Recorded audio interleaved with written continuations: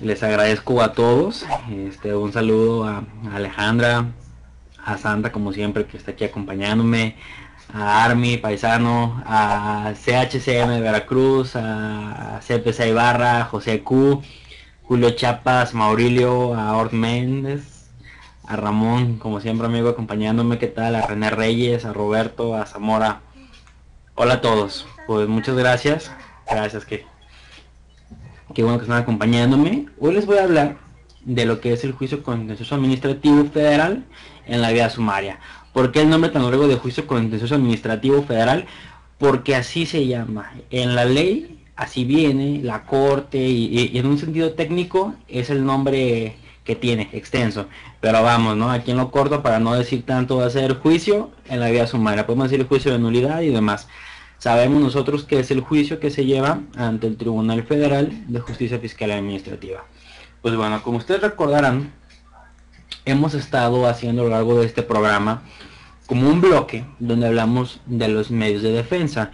Primero ya vimos lo que es el recurso de revocación que se tramita ante la autoridad fiscal, que fue en ocasiones, bueno, se puede promover ante la misma autoridad que emitió el crédito o el acto o ante la jurídica, pero siempre es ante la misma institución, ¿no? En este caso, bueno, después hablamos de lo que es el juicio contencioso administrativo federal, pero vimos lo general.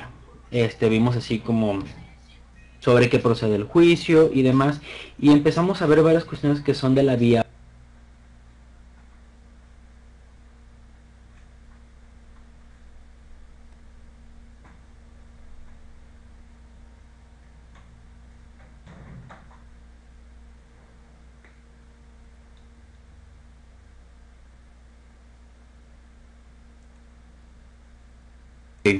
Bueno, Santa, muchas gracias. Pues continuamos, ¿no? Ok. El tema de hoy va a ser el juicio en la vía sumaria y vamos a centrarnos en dos puntos, ¿no?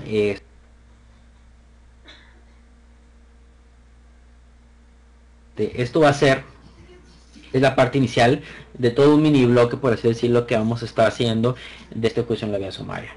Hoy les voy a hablar de los antecedentes, por qué fue que surgió esta nueva vía, qué fue lo que hicieron los legisladores, y vamos a ver también algunas particularidades, ¿no? Vamos a ver este juicio contra qué otro juicio de otro país se parece, ¿no? De dónde tomaron ciertas ideas y cuáles son como los puntos más importantes, ¿no? Por ejemplo, la procedencia, cuándo no procede este juicio, cuál es el plazo y demás. Entonces, pues iniciamos.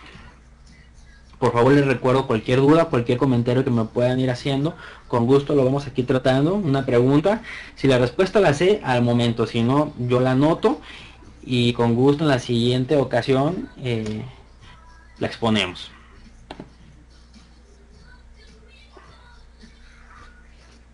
Bueno, esta dispositiva nos habla de los antecedentes legislativos. Pero antes de empezar con esto yo les quiero comentar algo, ¿no?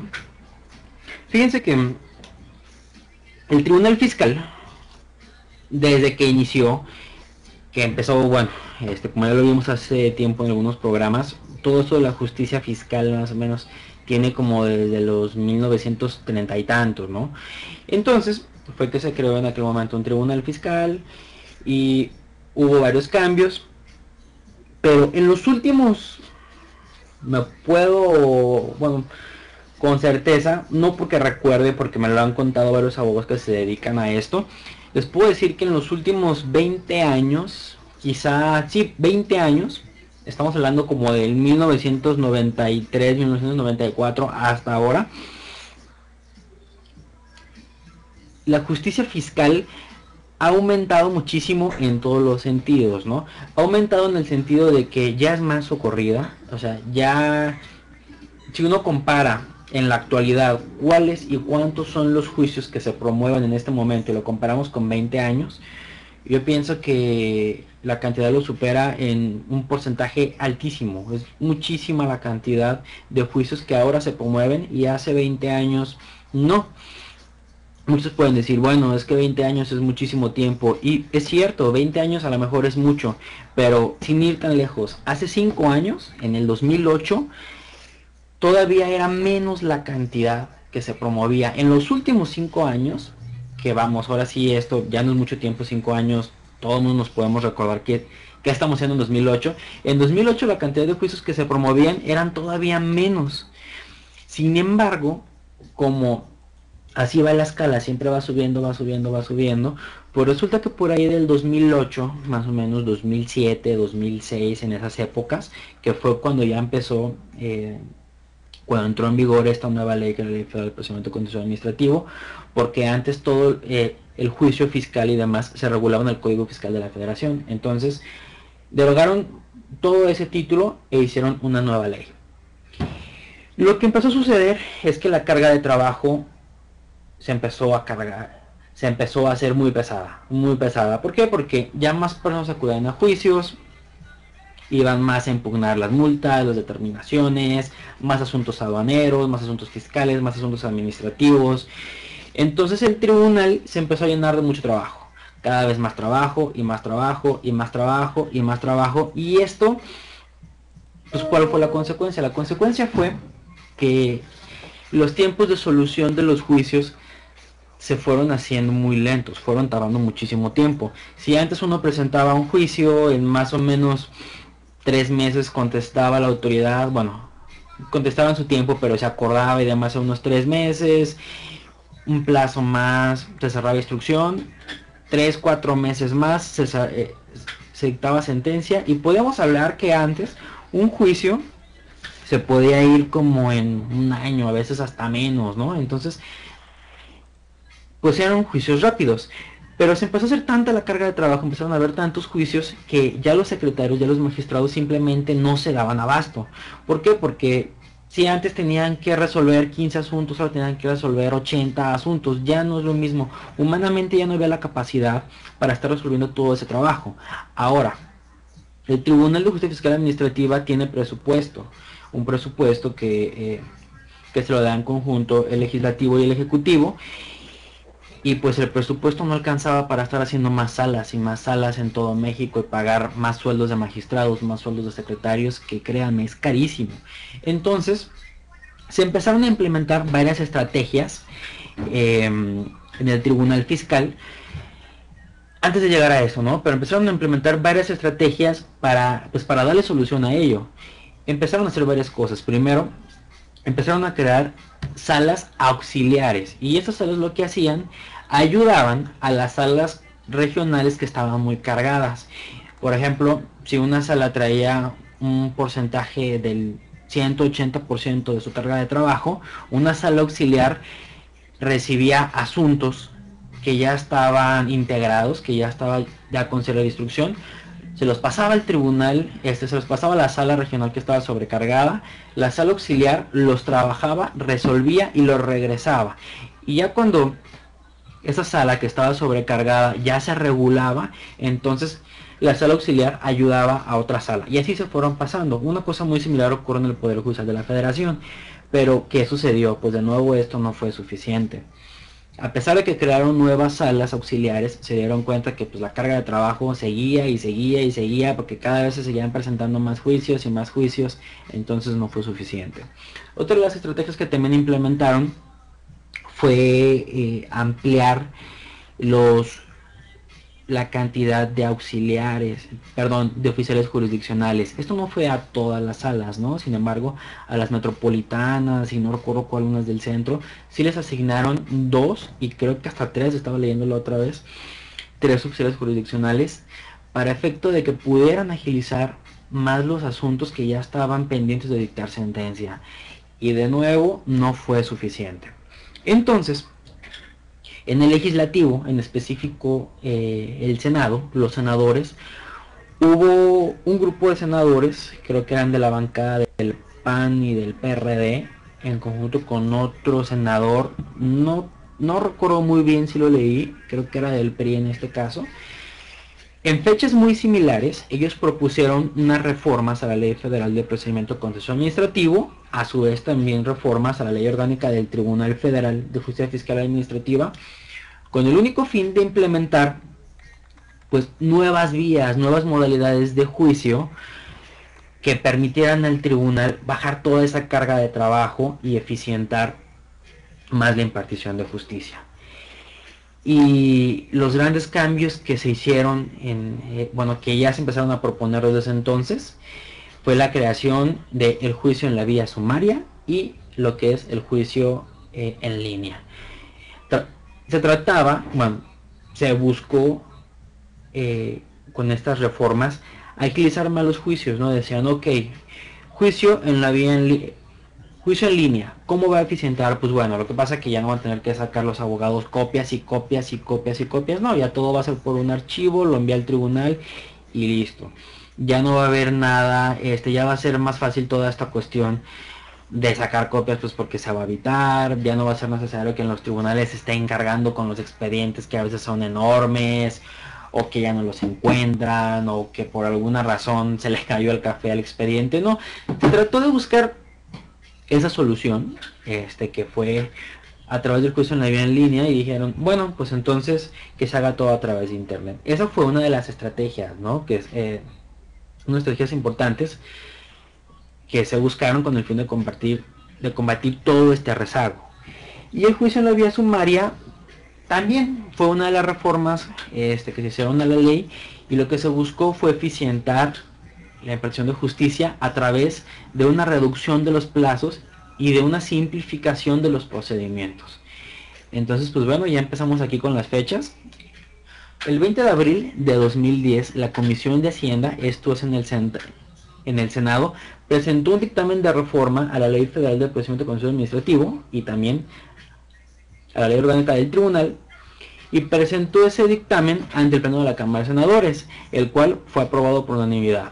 Luego, esa propuesta fue turnada a la Cámara de Diputados. ¿Por qué? Porque la Constitución así prevé, es el artículo 72, creo, de la Constitución, y ese artículo constitucional prevé cómo debe ser el procedimiento cuando se crea, se reforma, se deroga, se abroga una ley, ¿no? Tiene que irse pasando de senadores a diputados y demás. Entonces, en primer momento, Senado, la comisión lo aprueba, lo pasa al pleno, lo aprueba y lo pasa entonces a diputados para que ellos la revisen. Entonces, la Cámara de Diputados aprueba el dictamen que le envió en primer momento la Cámara de Senadores. No solo le hizo aquí algunas reformas, y luego de aprobarlo se envió de nuevo a la Cámara de Senadores, porque ellos fueron la Cámara de origen, ya con todo el dictamen hecho, y la Cámara de Senadores lo que hizo es después enviarlo al Ejecutivo, esto es al presidente de la República, para efectos de que promulgara y publicara esta ley. Entonces, el 10 de diciembre de 2010, Felipe Calderón, el presidente de México en su momento, publicó en el Diario Oficial de la Federación un decreto por el que se reforman y adicionan la Ley Federal de Procedimiento Contencioso Administrativo y la Ley Orgánica del Tribunal Federal de Justicia Fiscal Administrativa, donde se crea el juicio contencioso administrativo en la vía sumaria. Cabe aclarar que todas estas reformas entraron en vigor el 7 de agosto de 2011. Esto fue un domingo, entonces al siguiente día, que fue el lunes 8, fue cuando ya estaba disponible esa vía sumaria, y también entró en vigor lo que es la cuestión del juicio en línea, ¿no? Aquí voy a hacer una pequeña pausa porque les quiero comentar algo que es muy importante. Esto yo lo estuve analizando mucho porque en su momento iba a ser mi tema de tesis. Yo iba a hablar del juicio en la vía sumaria, iba a hablar si toda esta cuestión de los plazos y demás se puede decir que viola algunos derechos humanos o violaba algunas cuestiones contenidas en la Constitución. Y fíjense que me encontré con algo muy curioso, algo grave, que al parecer no se sabe tanto, lo estuve checando, y unos abogados sí lo saben, otros no, pero es muy importante, ¿no? Hay que tenerlo en cuenta. Resulta que la misma Constitución, en el artículo 72, como les comentaba, prevé cómo debe hacerse el proceso legislativo, ¿no? En primer lugar, pues bueno, hay una Cámara de origen, que puede ser Senado, puede ser diputados, es independiente por regla general. Entonces, en este caso lo que sucedió, porque la Constitución se lo prevé, es de que el Senado lo manda a diputados, y diputados analiza, ve qué es lo que le mandó Senados, Y los diputados pueden hacerle reformas, pueden quitar, pueden agregarle, pueden hacer ciertas cosas. Todo ese tipo de modificaciones, todo este tipo de cosas, se lo tienen que avisar a través de un reenvío que se hace a la Cámara de Senadores, y la Cámara de Senadores lo que debe hacer es decir, ok, yo te envié el dictamen en los términos A, B, C y D, y tú me lo estás regresando con los términos A, C y D, o sea que le quitaste B. Entonces, Cámara de Senadores se debe abocar a las cosas que diputados le quitaron, le adicionaron, etcétera. Y aquí viene lo importante, no viene lo delicado. Fíjense que cuando la Cámara de Senadores hace el dictamen de reforma a la Ley Federal de Procedimiento Contencioso Administrativo para crear esta vía sumaria, manda ese dictamen a diputados, pero venía algo muy importante. En el proyecto decía, de manera general, no recuerdo así literalmente como decía, pero se contemplaba que la procedencia de la vía sumaria era optativa. Así decía, ¿no? El dictamen que aprobó Senado tajantemente decía, la procedencia de la vía sumaria va a ser optativa. Uno puede elegir si es que se lleva el plazo de 15 días o entonces se esperaba hasta los 45 días para presentar su juicio. Y sí, tenía uno más tiempo para presentar el juicio, pero también iba a ser más lento, ¿no? Resulta que ese dictamen, cuando llega a diputados lo que hace es quitarle esa parte. Simplemente lo quita, dice, ah, ok, le vamos a quitar, que es optativo, y lo deja de manera escueta, que es como está ahorita. Y así el dictamen lo regresa a senadores. Y lo que sucede es que senadores no se abocan al estudio de ello, simplemente reciben así el dictamen y lo que hacen es enviarlo al Ejecutivo para que promulgara y publicara esa ley. Aquí hay una cosa muy grave que podemos hablar hasta de hasta un vicio de constitucionalidad, porque esa ley se expidió sin respetar el procedimiento legislativo que prevé la misma Constitución. Entonces, aquí muchos me pueden decir, bueno, ¿y esto para qué me sirve? ¿O esto cómo lo puedo usar?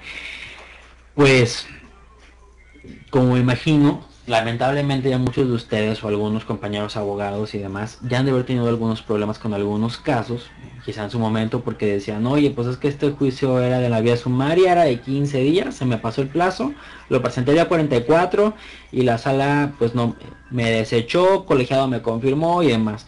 Pues bueno, en esos casos lo que se puede hacer para tratar de salvar el asunto, se puede promover en amparo este tipo de violación, ¿no? Hacer un concepto de violación enfocado en este sentido, de que no se respetó el procedimiento legislativo, entonces es una violación constitucional.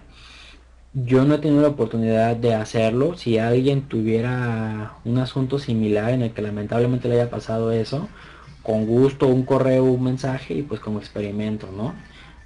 Ahí le trabajamos. Pues bueno, entonces ya después de esa pausa continuamos con la presentación.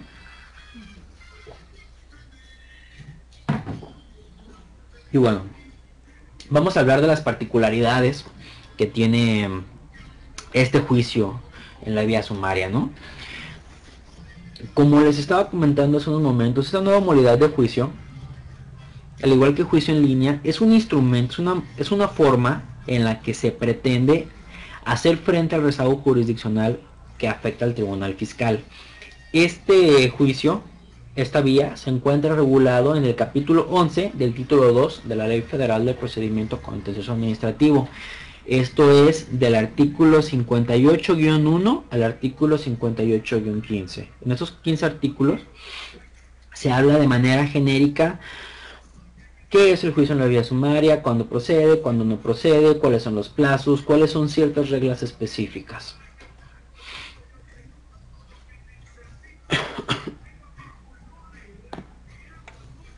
Pues bueno,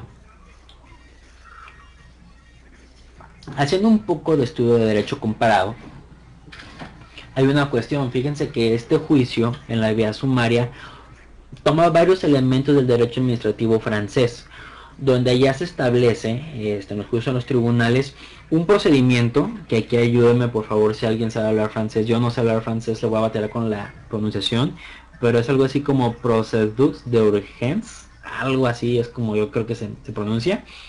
El caso que ese tipo de procedimiento que se lleva allá en Francia un denominado procedimiento de urgencia, reúnen ciertas características que lo hacen muy parecidos o semejantes al juicio que se está llevando aquí en la vía sumaria, ¿no? En el tribunal fiscal. Alejandra, capacitación. Pues sí, sí, me puedes ayudar con la pronunciación porque yo francés nada más no sé ni un poco. Pero bueno, continuando. ¿Cuáles son estos elementos, ¿no? que caracterizan tanto los procedimientos de urgencia franceses como el juicio contencioso administrativo en la vía sumaria? Y les puedo hablar que son dos elementos principales en los que se parece nuestro juicio en la vía sumaria con los procedimientos de urgencia que se llevan allá en Francia. La primera y más importante es que en la instrucción y solución del juicio no es de manera colegiada. Existe un único juzgador a quien la ley le encomienda no solo la instrucción del procedimiento, sino también el dictado de la sentencia definitiva, lo cual se aparta del principio de colegialidad característico de las jurisdicciones contenciosas administrativas. Perfecto, ¿esto qué es? ¿Esto cómo lo entendemos? Pues bueno, cuando presentamos un juicio en la vía ordinaria ante el tribunal fiscal, lo que sucede es que el asunto se va a resolver por una sala del tribunal fiscal. Pero recordemos que una sala está conformada por 3 magistrados. Entonces, ¿qué es lo que sucede?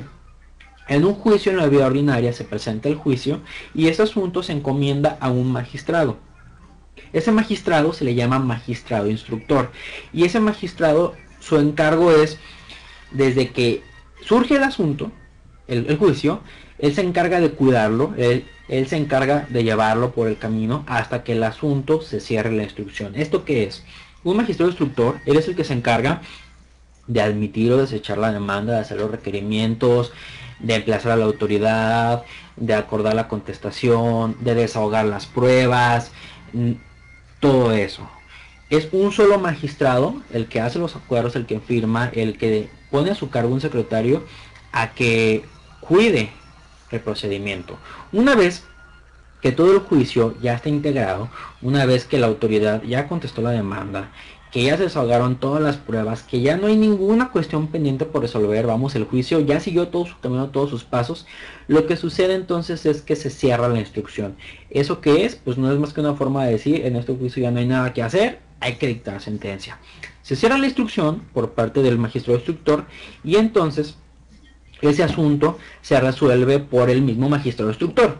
El mismo magistrado instructor hace la sentencia, pero aquí viene lo importante y esto es la cuestión donde se resuelve de manera colegiada. ¿Por qué? Porque si bien el magistrado instructor resuelve el asunto, él hace el proyecto de sentencia, pero esa sentencia la pone a discusión, la somete a valoración de los otros 2 magistrados. Les dice, ok, este asunto es una determinación del SAT, tal, el demandante, el actor hizo valer este concepto de impugnación, la autoridad contestó lo siguiente. Y los otros 2 magistrados dicen, estoy de acuerdo, no estoy de acuerdo, y ya entonces ya se sabe qué es lo que va a suceder con el juicio. Si los 2 magistrados están de acuerdo, pues entonces el juicio, la sentencia se aprueba. Si no, se regresa y se hace otra sentencia. Esto es cómo se resuelve de manera colegiada. Esto es algo muy común en las jurisdicciones contenciosas administrativas. ¿Por qué? Porque se acostumbra en varios países, de hecho en varios estados aquí de México que tienen en sus tribunales contenciosos administrativos, hay salas colegiadas. Sin embargo, el juicio en la vía sumaria se aparta totalmente de este principio y quien quien cuida, quien lleva el juicio y aparte quien resuelve el mismo juicio es un solo magistrado, ¿no? Así como es en la vía ordinaria, en la vía sumaria es igual. Primero, un solo instructor, un solo magistrado se encarga de todo el procedimiento. Hasta ahí es igual. Sin embargo, la diferencia radica en cuanto ya se hace la sentencia. ¿Por qué? Porque una sentencia de un juicio en la vía ordinaria, esa sentencia se pone a consideración de los demás magistrados. En un juicio en la vía sumaria no, un mismo magistrado, que es el mismo magistrado instructor, él resuelve, hace la sentencia y listo, ya no se vota, ya no se hace nada. Esta es la primera característica importante que tiene el juicio en la vía sumaria y que es idéntico al procedimiento de urgencia que se lleva allá en Francia. Y el otro elemento que es en el que coincide el juicio en la vía sumaria con los procedimientos de urgencia allá en Francia, es que hay una simplificación y una abreviación en los términos procesales. Todos los plazos del procedimiento se abrevian considerablemente, lo que da celeridad al mismo en beneficio de los justiciables. Aquí hay dos puntos, ¿no? Vamos por partes. La primera, sí es cierto, de hecho muchos pueden decir que el juicio en la vía sumaria no es más que un juicio así de corridito, de vámonos. Si antes tenías 45 días, hoy tienes 15 días para presentar la demanda, en una ampliación antes eran 20 días, hoy tienes 5 días, vámonos, es rapidito. Muchas cosas, por ejemplo, con los dictámenes de las periciales, primero se presentaba, luego se ratificaba y demás. Con esta vía sumaria ya todo es más rápido, muchas cosas se hacen a veces en un mismo momento. En el juicio en la vía ordinaria se daba todavía un plazo para que se presentaran alegatos, en la vía sumaria ya no. En la vía sumaria sí se pueden presentar alegatos, pero ya no hay un plazo específico para presentarlos. Los alegatos se pueden presentar en cualquier momento, siempre y cuando sea antes del cierre de instrucción.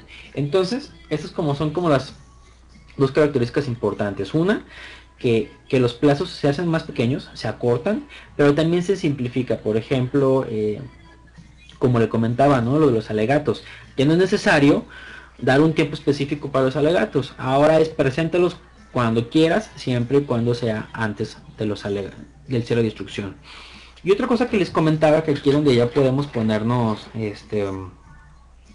a analizar, y ya podemos, de hecho ya, bueno, se me fue la palabra, perdón, pero ya se puede discutir si en verdad esa celeridad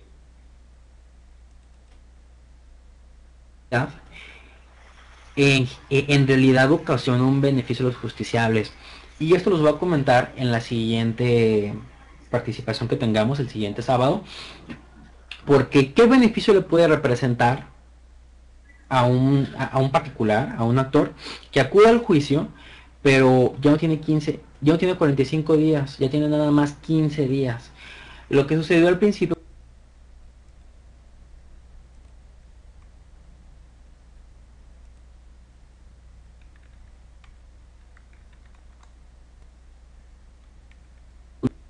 muchas confusiones, hubo muchos problemas, porque pues muchos decían, oye, pues yo cómo sé si este juicio, si esta multa se va a impugnar en 45 días o tengo 15 días.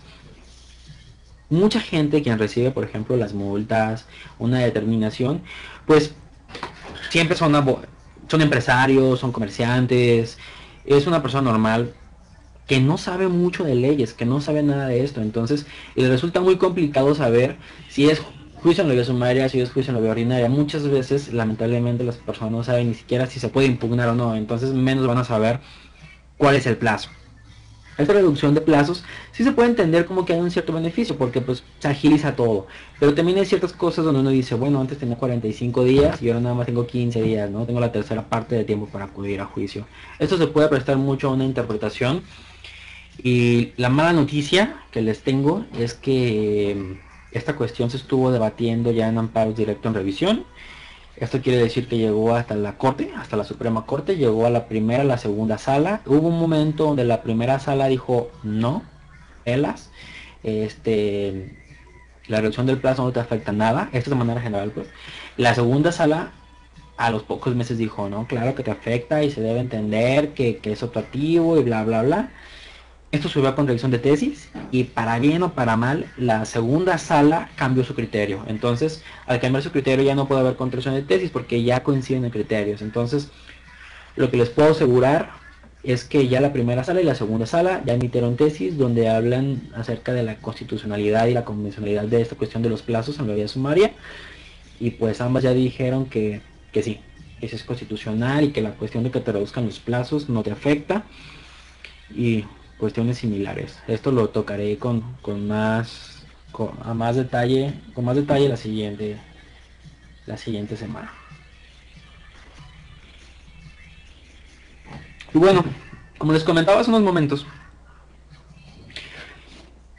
lo que es el juicio en la vía sumaria viene contenido en los artículos 58-1 al 58-15 de la Ley Federal de Procedimiento Contencioso Administrativo, que es el capítulo 11, pero ahí se prevén solamente ciertas generalidades, ¿no? Ciertas partes específicas, y hay cuestiones que no están previstas. Entonces ahí vamos a acudir a una figura de derecho que se llama la supletoriedad. Y pues bueno, ¿no? Esto lo prevé el mismo artículo 58-1 de la Ley Federal de Procedimiento Contencioso Administrativo, que nos menciona eso que les comenté, ¿no? Que todo el juicio en la vía sumaria se va a llevar conforme las reglas ahí previstas. Sin embargo, en lo no previsto se aplicarán las demás disposiciones del mismo ordenamiento, ¿no? De la misma ley. Y un ejemplo es la cuestión de las pruebas. Por ejemplo, con los peritos, con los testigos y demás. Asimismo con las medidas cautelares, porque si nos vamos al capítulo 11 de la ley, de los artículos 58-1 y 58-15, pues ahí no vamos a encontrar nada de cómo van a ser los periciales, cómo van a ser los dictámenes, no vamos a encontrar nada de lo que son la suspensión. No, eso no está ahí, eso está en toda la ley. El capítulo 11 se aboca nada más a cuestiones particulares, por ejemplo, plazos, improcedencia, etcétera. Y bueno, vamos tocando, pues yo pienso que, bueno, la parte más importante de lo que es el juicio en la vía sumaria, así la principal, que es la que todos debemos saber, es el plazo. Que tenemos 15 días para acudir a juicio, ¿no?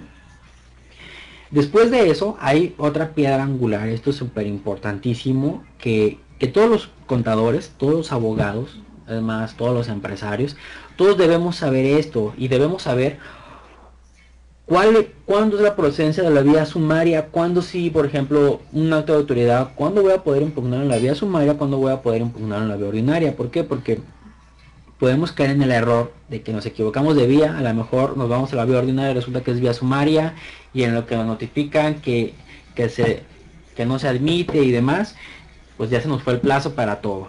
Entonces, la procedencia de la vía sumaria está condicionada o está determinada por la cuantía del negocio jurídico. Esto viene previsto en el artículo 58-2 de la Ley Federal de Procedimiento Contencioso Administrativo.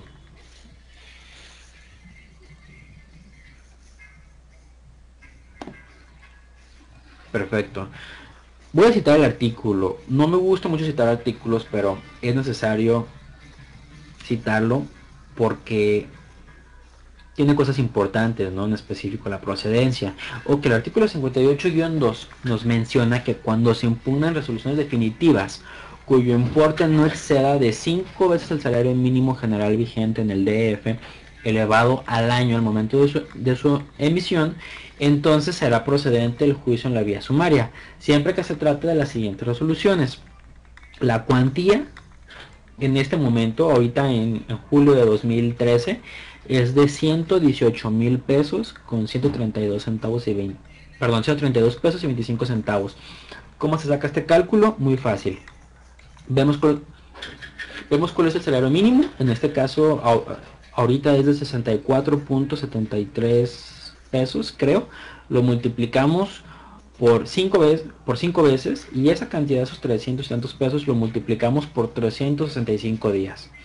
Esa cantidad que resulte es la cantidad que es la que va a determinar la procedencia para el juicio en la vía sumaria. Y bueno, ya empezamos con las fracciones de este mismo artículo, que nos habla cuándo será procedente el juicio en la vía sumaria. Y la primera, ¿no?, que es la más importante, que ustedes como contadores, como abogados, fiscalistas, pues es la que más vamos a usar. Y es que procede el juicio en la vía sumaria contra resoluciones dictadas por autoridades fiscales federales y organismos fiscales autónomos. Aquí englobamos a Infonavit, a IMSS, a SAT, a Secretaría de Finanzas en coordinación con Hacienda, etcétera, por los que se fije en cantidad líquida un crédito fiscal. Si llega el SAT y me determina una multa en cantidad de 13,000 pesos, encuadro en ese supuesto. Fue dictada por una autoridad fiscal federal y la cuantía no excede de 118,000 pesos. Entonces, procede el juicio en la vía sumaria. Aquí voy a hacer un paréntesis, o algo que olvidé comentárselo desde un principio, que es de los antecedentes, pero es muy importante, ¿no? ¿Por qué se prevé esta cuantía? ¿Por qué 118,000 pesos, no?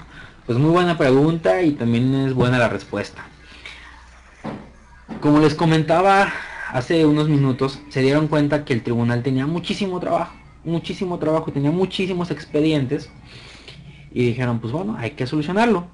Y se encontraron con que esos expedientes, un porcentaje muy alto, creo que era el 70%, si no es que más, se dieron cuenta que gran cantidad de todo ese trabajo, los juicios eran de cuantías pequeñas, ¿no? Había muchísimos juicios, pero eran cuantías de 40,000 pesos, muchísimas multas que no pasaban de 10,000 pesos. Entonces dijeron, oye, pues son asuntos relativamente fáciles. Esa fue la explicación que dieron. Son asuntos fáciles porque son pequeñitos, son de multas, son asuntos que no son de muchos millones y demás. Entonces, a todos los juicios que son sencillos, que generalmente son de cuantía pequeña, hay que acelerarlos. Y los juicios grandísimos, que son de muchos millones, que generalmente determinan grandes contribuyentes y que son las empresas grandes que contratan muy buenos abogados, pues son juicios más difíciles. Entonces eso los dejamos aparte. Esto hasta cierto punto les puedo decir que es cierto, hasta cierto punto. Porque yo que tuve la fortuna de estar colaborando en un tribunal, en el tribunal fiscal, sí, la cantidad de juicios en la vía sumaria es grandísima. Les puedo decir que es un 70% la cantidad de juicios en la vía sumaria y tienen razón.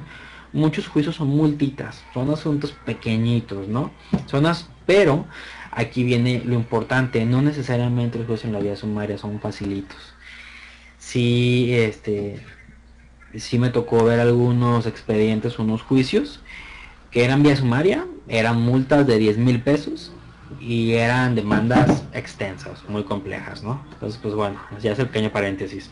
Continuamos con la segunda fracción y nos habla que también procede el juicio en la vía sumaria contra resoluciones que impongan multas o sanciones pecuniaria o restitutoria por infracción a las normas administrativas federales.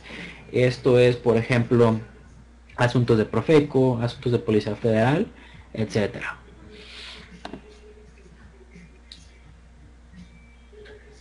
La tercera fracción nos habla que también procede el juicio en la vía sumaria contra aquellas resoluciones que exijan el pago de créditos fiscales cuando el monto de los exigibles no exceda el importe citado. Por ejemplo, si ustedes van a impugnar un PAE porque tiene vicios ilegales, si ese PAE si ese PAE es contra el cobro de un crédito que sea de 40,000 pesos, entonces la vía que es para impugnar ese PAE es la vía sumaria. La fracción cuarta nos menciona que también procede el juicio en la vía sumaria contra resoluciones que requieran el pago de una póliza de fianza o de una garantía que hubiese sido otorgada a favor de la Federación o de organismos fiscales autónomos o de otras entidades paraestatales o de aquella. Y también hay otro supuesto, que también procede el juicio en la vía sumaria contra resoluciones recaídas a un recurso administrativo cuando la recurrida sea alguna de las consideradas en los incisos anteriores y el importe de esta última no excede el antes señalado. Un ejemplo: si a usted les llega una multa por parte del SAT y la multa es de 13,000 pesos, ustedes pueden decir, ok, es optativo, me puedo ir a juicio o me puedo ir en primer momento a recurso de revocación. Me voy a recurso de revocación, tengo 45 días, presento recurso de revocación y la autoridad me confirma. Si me confirma, me voy a ir a juicio, pero aquí hay dos cosas. La resolución impugnada, en primer término, va a ser la resolución recaída al recurso de revocación. Esa pues no tiene cuantía porque nada más confirma, pero la que sí tiene cuantía es la recurrida en primer momento. Entonces, en esta situación se tiene 15 días. ¿Por qué? Porque la recurrida no excede la cuantía especificada en este mismo artículo. Es pues muy importante tenerlo en cuenta, ¿no?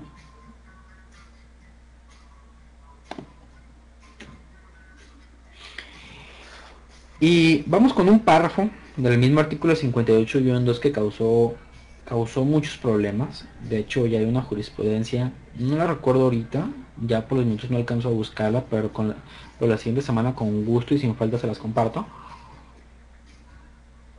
Pero bueno, hay una disposición que es este párrafito, es el penúltimo del...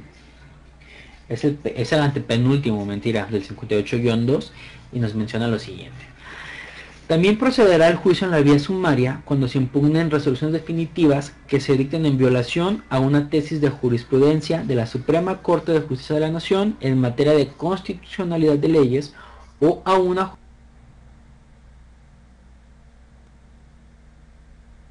jurisprudencia del Pleno de la Sala Superior del Tribunal Fiscal. ¿Esto qué es? Resulta que imaginen que, por ejemplo, el SAT emite una determinación fundada en el artículo tal, y ese artículo la Suprema Corte ya dijo que es inconstitucional esa ley en la que se fundó, ¿no?, ese acto. Entonces lo que sucede es que en ese caso la procedencia, lo que sucede en ese, bueno, perdón, ¿cómo explicarlo? Lo que sucede en ese asunto es que la vía procedente va a ser la vía sumaria. ¿Por qué? Porque cuando llegue ese asunto al tribunal, uno puede hacer valer un concepto, o puede hacer valer 1000 conceptos, o puede presentar una prueba, 1000 pruebas, lo que sea. Lo que va a suceder es que la sala, al analizar que el acto se fundó en una ley que ya fue declarada inconstitucional por la Suprema Corte, ese acto es nulo completamente. No se va a meter al estudio de los demás conceptos y demás, porque ese acto está fundado en una ley inconstitucional. ¿Qué caso tiene que nos esperamos 45 días para ir al juicio y alargar todo el juicio cuando sabemos que ese asunto se va a resolver rápido? Hasta ahí no hay problema, ¿no? Decimos, bueno, pues estoy de acuerdo.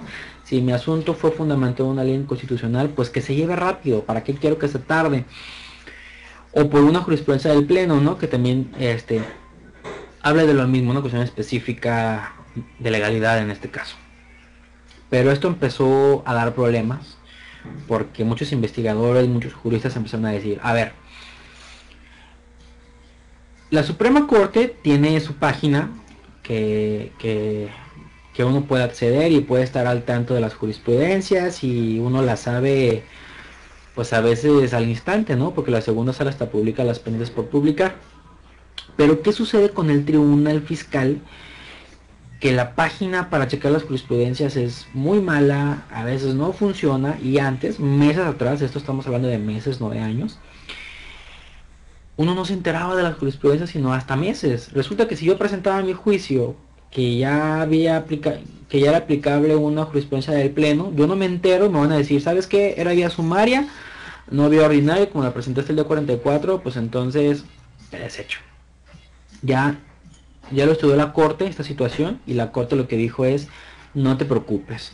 Si tu asunto tiene tiene de por medio una jurisprudencia de la Suprema Corte y es materia de constitucionalidad, es optativo. Ahí sí no hay ningún problema. Ahí se presentan la vía sumaria o vía ordinaria.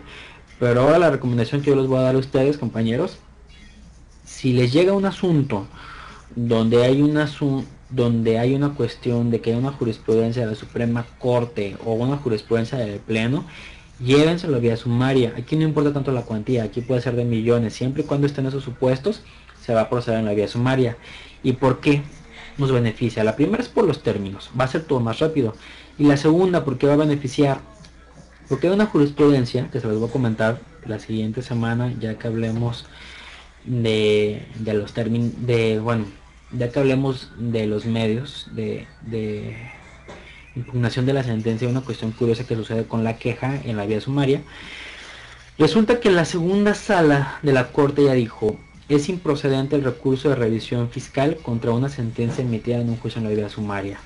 Entonces, ¿esto qué significa? Que si ustedes, compañeros, les llega una multa de X cantidad, no sé, de 10,000, 13,000 pesos, la impugnan y les dan nulidad en la sala, la autoridad ya no va a poder irse a recurso de revisión fiscal. El asunto de queda congelado. Entonces, pues vean esta posibilidad, ¿no? Es una ventaja que tenemos a nuestro favor los abogados litigantes. Ya como último, bueno, es el penúltimo párrafo. El artículo 58-2 nos menciona que para determinar la cuantía en los casos de los incisos 1, 3 y 5, solo se considerará el crédito principal sin accesorios ni actualizaciones. Aquí voy a hacer una pausa porque esto es muy importante. Uno puede decir, oye, pues tengo un asunto aduanero, que la cantidad es de 135,000 pesos. Y uno dice, oye, genial, pues es que es bioordinario, tengo 45 días más. La respuesta es no en todos los casos. ¿Por qué?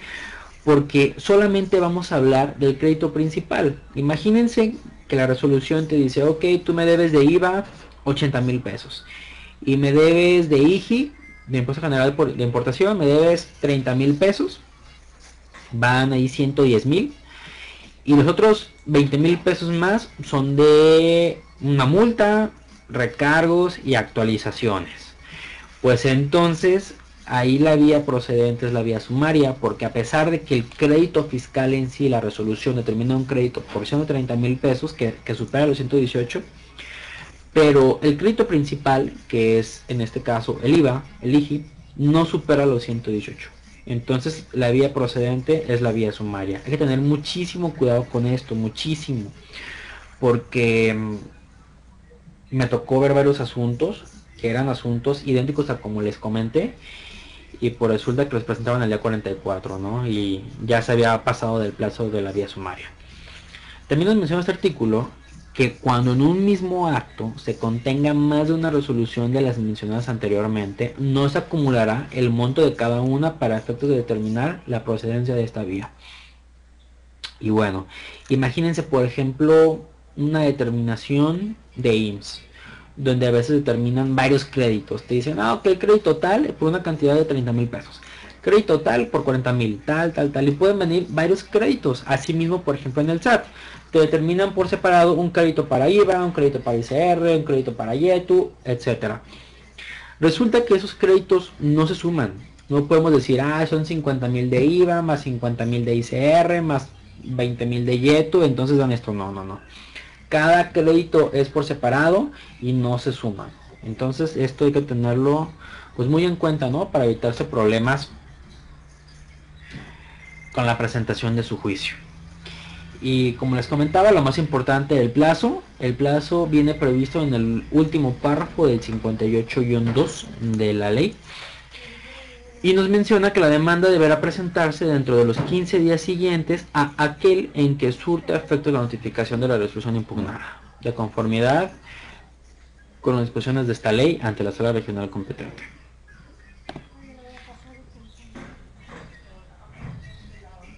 Y aquí viene la contraparte del artículo 58-2 y nos dice, ok, ¿cuándo no es procedente la vía sumaria? Y nos menciona estos supuestos. En primera, esto es como un tipo coladera, ¿no? Es de, si no entra aquí, entonces vete para la vía ordinaria. Y es lo que nos dice la primera fracción. Nos dice, si tu resolución que vas a impugnar no se encuentra en el artículo 58-2, entonces es improcedente vía sumaria y vete a vía ordinaria.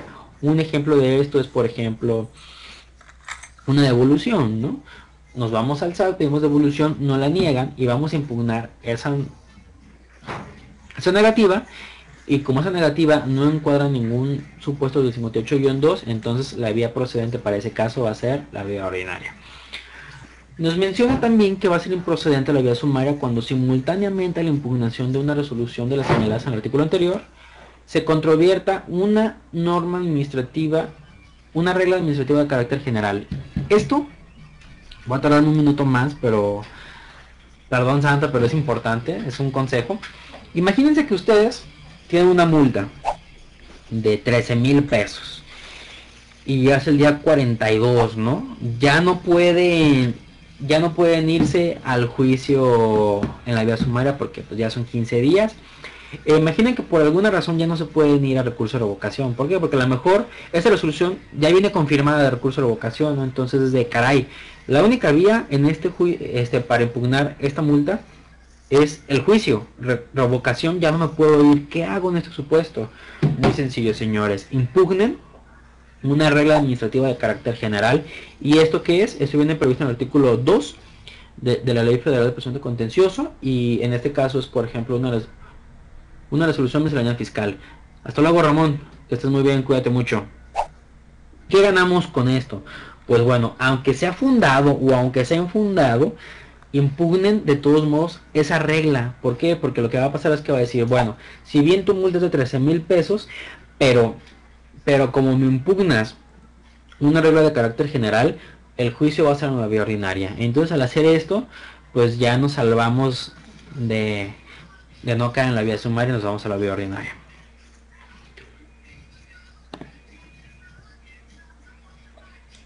Ok, también va a ser improcedente el juicio en la vía sumaria cuando se trate de asuntos que versen sobre responsabilidad administrativa de los servidores públicos, así como responsabilidad patrimonial.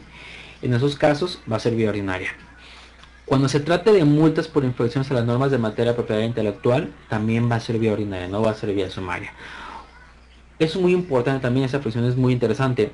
Cuando una resolución, aparte de que te imponga una multa o una sanción pecuniaria, también incluye alguna otra obligación. Por ejemplo, te multo con tantos miles de pesos, 15,000, pero además te requiero para que me presentes tal declaración en estos términos. En ese caso, si se fijan, la resolución tiene dos efectos, te multa y te requiere. Entonces ahí es vía ordinaria.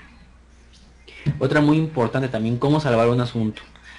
Si ustedes van a presentar una demanda por una multa de 15,000 pesos y van a presentar como prueba unos testigos, pero así lo manifiestan, bajo pretexto de decir verdad, que no los pueden llevar al tribunal, lo que va a suceder es que el tribunal los va a emplazar. Y en ese caso, la vía va a ser vía ordinaria, no va a ser vía sumaria.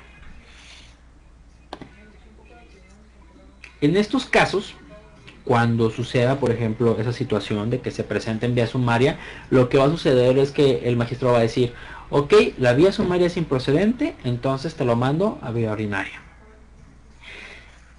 Y la resolución que niegue la procedencia de la vía sumaria se puede recurrir a través de recurso de reclamación y se tiene un plazo de 5 días, como está previsto en el artículo 58-8 de esta ley. Pues bueno, ahora sí ya terminamos. Les agradezco mucho por haberme estado acompañando. Un saludo a todos. Espero les haya gustado esta exposición. Estoy a sus órdenes. Mi correo es jesusegles@gmail.com. Mi cuenta de Twitter para que me sigan es la misma, es jesusegles. Y les comento que acabo de iniciar un blog. Ahí está la página para que lo puedan checar, y la página es www.simposiofiscal.com. Ahí estaré subiendo estas presentaciones. Este diapositivo lo voy a subir al ratito, y también les voy a compartir blogs, artículos y demás que vaya haciendo, ¿no?, a lo largo de la carrera. Fíjense que ahorita ya subí una recopilación de jurisprudencias tanto del Tribunal Fiscal como del Poder Judicial de la Federación, de todo junio. Ya está en formato PDF para que la puedan leer de manera muy sencilla. Está primero por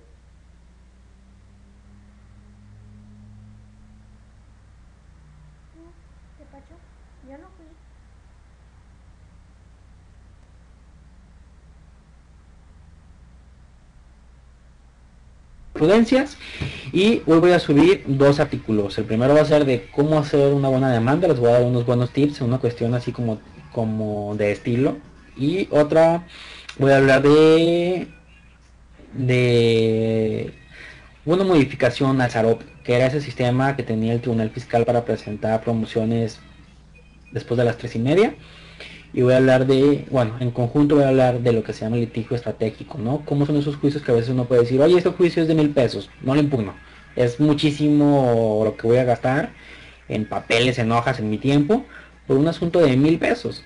Pero resulta que muchas veces los asuntos de 1,000 pesos, los asuntos de 5,000, 10,000 pesos, que nadie quiere llevar porque son asuntos de una cantidad ridícula, pues son los asuntos, señores, que llegan a la Suprema Corte y que dictan tesis o generan jurisprudencia o generan cambios de reglamentos, de leyes, como es lo que les comenté en el SAROP. Entonces, hoy les voy a compartir ese tema.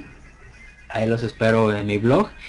Y pues bueno, ya es un poco tarde. Una disculpa y un saludo a todos. Gildardo, muchas gracias. Julio, Ortiz Méndez, Santa, como siempre, aquí acompañándome. Un saludo a todos, muchas gracias.